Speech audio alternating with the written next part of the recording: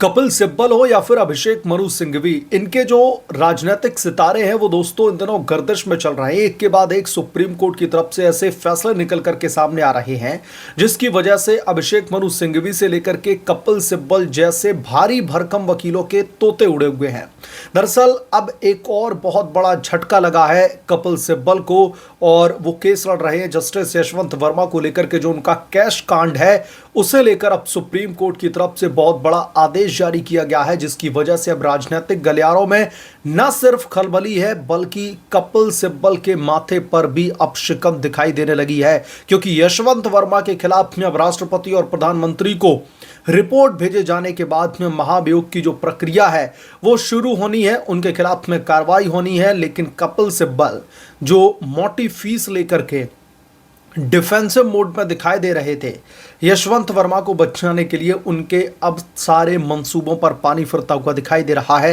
क्या बड़ा अपडेट है इस पूरे के पूरे मामले को लेकर के, इस रिपोर्ट में हम विस्तार से जानेंगे। लेकिन रिपोर्ट में आगे बढ़े उससे पहले आपसे विनम्र निवेदन है कि चैनल को सब्सक्राइब कर लें, और अगर आपको वीडियो पसंद आए तो वीडियो को लाइक जरूर करें।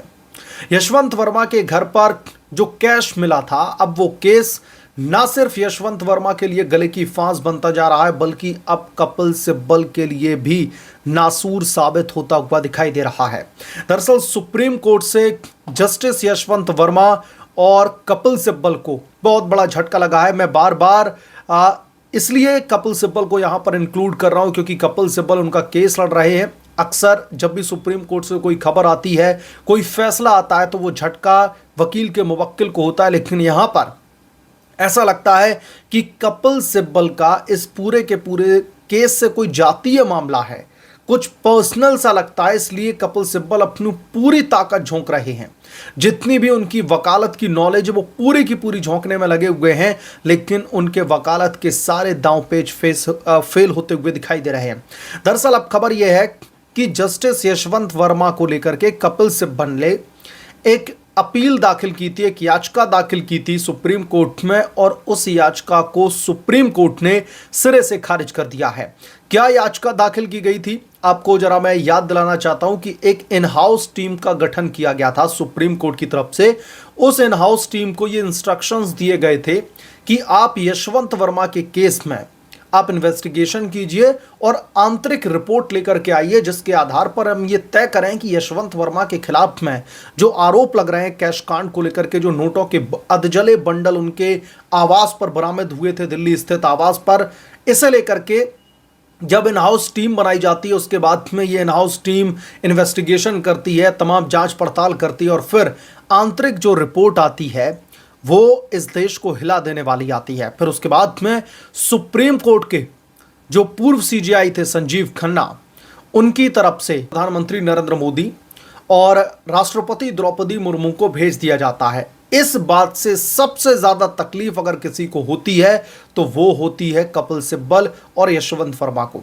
इसलिए ये जो अपील दाखिल की गई थी, जो याचिका दाखिल की गई थी, इसमें यह कहा गया था कि जो इन हाउस टीम की तरफ से जो रिपोर्ट तैयार की गई है उस रिपोर्ट को अमान्य करार दिया जाए, और जो प्रधानमंत्री नरेंद्र मोदी और राष्ट्रपति द्रौपदी मुर्मू को जो ये रिपोर्ट भेजी गई है वो पूरी सब तरह से असंवैधानिक है, गैर कानूनी तरीके से इसको भेजा गया है, तो इसे रद्द कर दिया जाए। ये यशवंत वर्मा की ओर से पेश हुए वकील कपिल सिब्बल ने मांग की, लेकिन सुप्रीम कोर्ट ने इसे पूरी तरीके से खारिज कर दिया। ना सिर्फ खारिज कर दिया बल्कि यशवंत वर्मा की विश्वसनीयता पर इस तरीके से सवाल खड़े किए हैं कि अब उन्हें भी इस बात का एहसास हो गया होगा कि इस मामले को लेकर के जितने भी उनके कानूनी रास्ते थे वो अब पूरी तरीके से बंद हो चुके हैं। अब नेक्स्ट टू इम्पॉसिबल हो गया है यशवंत वर्मा को बचाना।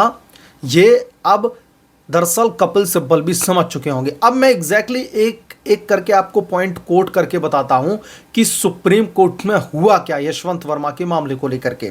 दरअसल सुप्रीम कोर्ट ने फैसला सुनाया कि उनकी अपील को जो है खारिज कर दिया जाता है, और इस मामले की जांच प्रक्रिया को जो चुनौती देने वाली याचिका थी उसको खारिज किया गया। शीर्ष अदालत की पीठ जस्टिस दीपांकर दत्ता और जस्टिस एजी मसीह ने कहा कि न्यायमूर्ति यशवंत वर्मा का आचरण विश्वास पैदा नहीं करता है।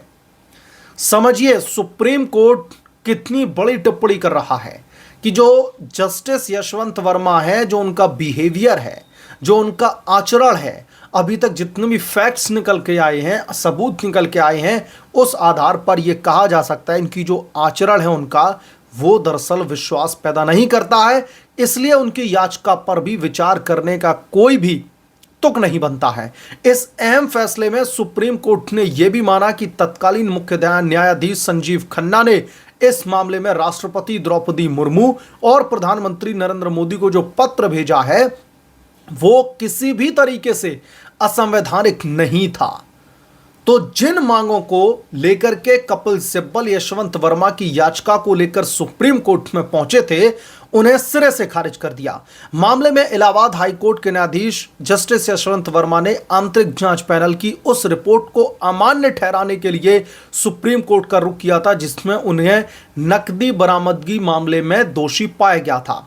जस्टिस वर्मा ने सुप्रीम कोर्ट में यह दलील दी थी दोस्तों कि जांच समिति की रिपोर्ट और उसे राष्ट्रपति द्रौपदी मुर्मू, प्रधानमंत्री नरेंद्र मोदी को भेजना पूरी तरीके से असंवैधानिक था। लेकिन सुप्रीम कोर्ट ने इस दलील को दोस्तों सिरे से ठुकरा दिया है।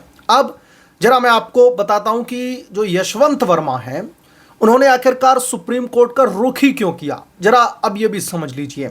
आपको बता दें कि ये पूरा मामला उस वक्त सामने आया था जब जो है कैश को लेकर के बहुत सारी अलग अलग टिप्पणियां निकल करके आ रही थी। तो इस मामले में जस्टिस वर्मा ने सुप्रीम कोर्ट से यह दलील की थी कि जांच में उन्हें ठीक से सुनवाई का मौका नहीं दिया गया।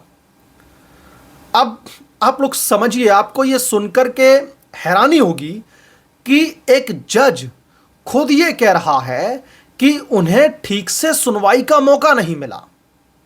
आप हिपोक्रेसी देखिए कि कानूनी दांवपेच के महारथी कपिल सिब्बल उनका केस लड़ रहे हैं, यशवंत वर्मा खुद एक जज हैं, उन्हें सुनवाई का मौका ठीक से नहीं मिला, ये यशवंत वर्मा कह रहे हैं। इसे कौन मानेगा, आप लोग समझिए।